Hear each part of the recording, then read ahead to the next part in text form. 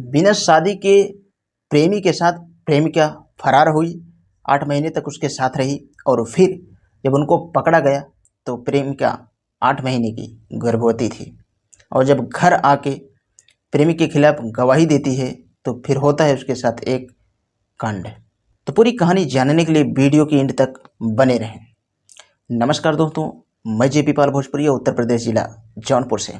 आज की यह घटना उत्तर प्रदेश के मुजफ्फरनगर की है। उत्तर प्रदेश के मुजफ्फरनगर में एक अंकिता नाम की लड़की रहा करती है जो कि 19 साल के आसपास है और वो अपने माता पिता के साथ रह रही थी। लेकिन दोस्तों यहाँ पर बेटी के मन में कुछ और ही चल रहा था। बेटी जो कि मेरठ के मवाना का रहने वाला एक लड़का होता है, उससे उसको प्रेम प्रसंग हो गया था। दोनों के बीच में अब प्रेम प्रसंग चल ही रहा था, पढ़ाई लिखाई भी चल रही थी।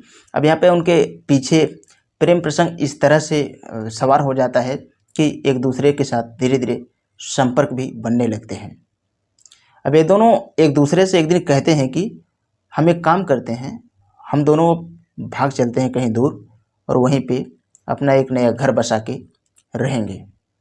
तो यहाँ पर जो लड़की होती है वो कहती है कि हम अपने माँ बाप से कहेंगे तो हमारी शादी करवा देंगे। लेकिन जो लड़का होता है वह कहता है कि माँ बाप से आप कितना भी कह लो वह नहीं मानेंगे, ये बात हमें मालूम है। तो यह बात एक दोनों से वो करते हैं और वह घर से एक दिन फरार हो जाते हैं। और घर से जब फरार हो जाते हैं लगभग 8-9 महीने बीत जाते हैं। अब माँ बाप रिपोर्ट पहले से ही दर्ज करवा चुके थे। पुलिस उनको बहुत ढूंढते हैं लेकिन वो बहुत दूर चले गए थे, बाहर निकल गए थे, इसलिए उनको कुछ पता नहीं चलता है। पर 8 महीने के बाद पुलिस को इस बात का क्लू चल जाता है और पुलिस अपने कामों में कामयाब होती है। प्रेमी को जेल में डाल दिया जाता है और यहाँ पर माँ बाप यही सोच रहे थे, ये जो हमारी लड़की है यह अपने प्रेमी के खिलाफ गवाही देगी। लेकिन यहाँ पे तो कुछ उल्टा ही होता है। अब कहानी यहीं से मोड़ लेती है। माँ बाप उसके ऊपर बहुत दबाव डालते हैं। यहाँ पर माँ बाप का दिमाग इतना ज़्यादा गर्म हो जाता है। अब बेटी से पूछते हैं कि तुम गवाही दे रही हो कि नहीं। तो अंकिता कहती है कि बाबूजी आप कितना भी कह लीजिए और कुछ भी कर लो, मैं रवि के खिलाफ गवाही बिल्कुल भी नहीं दूंगी। तुमने उसको जेल में डलवाया है, यह बात हमारे दिल में अभी तक गूंज रही है। अब वो लड़की कहती है कि उसको जेल से निकलवा दो और मैं उसके साथ शादी करना चाहती हूँ। लेकिन घर वाले इन बातों को जैसे ही सुनते हैं तो वो और क्रोधित हो जाते हैं।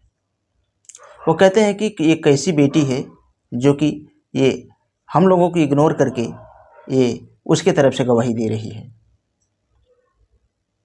तो माँ बाप को बहुत ही बुरा लगता है और फिर उसके बाद माँ बाप एक ऐसा डिसीजन लेते हैं। रात को उनकी बेटी सो रही थी और सोते ही वक्त एक ही झटके में उसे 7वां आसमान दिखा देता है और उसके बाद में अब इसके बॉडी को ठिकाने लगाने के लिए वह अलग अलग तरकीबें सोचने लगता है। अब इसको गोनियों में भर के कुछ इस तरह से करने वाला था कि जो लोग अभी आज तक सोचे भी नहीं होंगे। अब उनको मेन डर ये था कि इसके शरीर को कैसे ठिकाने लगाया जाए। इसके शरीर को ठिकाने लगाने के लिए एक बहुत बड़ी झाल होती है जिसमें भूसा भरा जाता है। तो उस झाल के अंदर पहले भूसा डालते हैं। भूसा डालने के बाद में फिर इसके शरीर को उसमें डाला जाता है। फिर उसके ऊपर से फिर भूसा डाल के बहुत बड़ी झाल एक बनाते हैं। अब ये झाल बना के 2 लोग उसको उठवा के एक टेम्पू के ज़रिए लेके जाते हैं इसको फेंकने के लिए। और सोच रहे थे कि इसमें भर के फेंक देंगे और ये नदी में फेंक देंगे तो किसी को मालूम नहीं चलेगा। सुनसान एरिया में निकलते हैं, ये लोग जाते हैं और जिस वक्त पे ये फेंक रहे थे तो इनके जान पहचान का ही आदमी उस पुल से गुजर रहा था और इन्हें फेंकते वक्त देख लेता है। वो जानता तो कुछ नहीं है लेकिन बस इतना जान रहा था कि ये लोग इस इतने बड़े झाल में क्या फेंक रहे हैं। और उसको ये भी मालूम था कि इनकी बेटी भाग के गई थी और अभी 1-2 दिन पहले आई थी। तो उसको कहीं ना कहीं कुछ डाउट हो जाता है और यह कहानी जाके वो गांव वालों से जैसे ही बताता है, फिर यह बात जब पुलिस तक जाती है तो पुलिस वाले घटनास्थल पे पहुंचते हैं और पूरा पूछताछ करते हैं। माँ बाप से जब पूछते हैं तो पूरी सच्चाई माँ बाप सामने रख देते हैं। जब पुलिस पूरी सख्ती के साथ माँ बाप से पूछती है तो माँ बाप कहते हैं कि हमारी बेटी हमारे खिलाफ थी, इसलिए मैंने ऐसा कर दिया। यहाँ पे पुलिस भी अब करना तो कुछ नहीं चाहती थी, लेकिन जो उसका काम था वो अपने काम पे कार्यरत थी। अब उसके माँ बाप यहाँ पे पुलिस से कहते हैं कि हमारी बेटी हमारे साथ हम लोगों को छोड़ के भागी, यह तो बात गलत है। अच्छा, किसी तरह गई, फिर कुछ दिन के बाद वापस आई, और वापस आने के बाद जब ये पूरा थाने में शिकायत करवाने के लिए इसको हम लोग लेके गए तो ये मेरे खिलाफ ही थी। यह अभी भी सोच रही थी कि मैं अपने प्रेमी से शादी करूं, और हमें इस बात का शर्म था कि जब तक ये हमारे घर पे रहेगी तब तक हम किसी के सामने अपना मुंह नहीं दिखा सकते। और ये काम हम करना नहीं चाहते थे, लेकिन ये काम हमें करना ही पड़ा। ये काम हम बहुत मजबूरी में किया, लेकिन जो भी किया यह गलत था। ये हमें भी मालूम था कि ये गलत है, लेकिन अब गलत का इंजाम गलत ही होता है। इसलिए मैंने इसको हमेशा हमेशा के लिए इस दुनिया से अलविदा कर दिया। अब माँ बाप जैसे ही ये इतनी बात पूरी पुलिस वाले को बताते हैं तो पुलिस वाले भी तुरंत वहाँ पे ठोस कदम उठाते हैं। गोताखोर को लेके और जहाँ जिस पुल से उसको फेंके थे वहाँ पे गोताखोर को कुदाया जाता है। गोताखोर जाते हैं पानी के अंदर, अपने मेहनत पे कामयाब होते हैं। वो लोग 2 से 3 घंटे के अंदर उस गोनी को निकालते हैं जिस गोनी में उसका बॉडी था। उसके बाद में उस गोनी को निकालते हैं। पूरा गोनी जो था बहुत दूर तक 3 किलोमीटर के आसपास चला गया था तैर के, लेकिन उस गोनी में जब पूरा पानी भरा तो भूसे के साथ में वो धीरे धीरे बैठ गया एक जगह।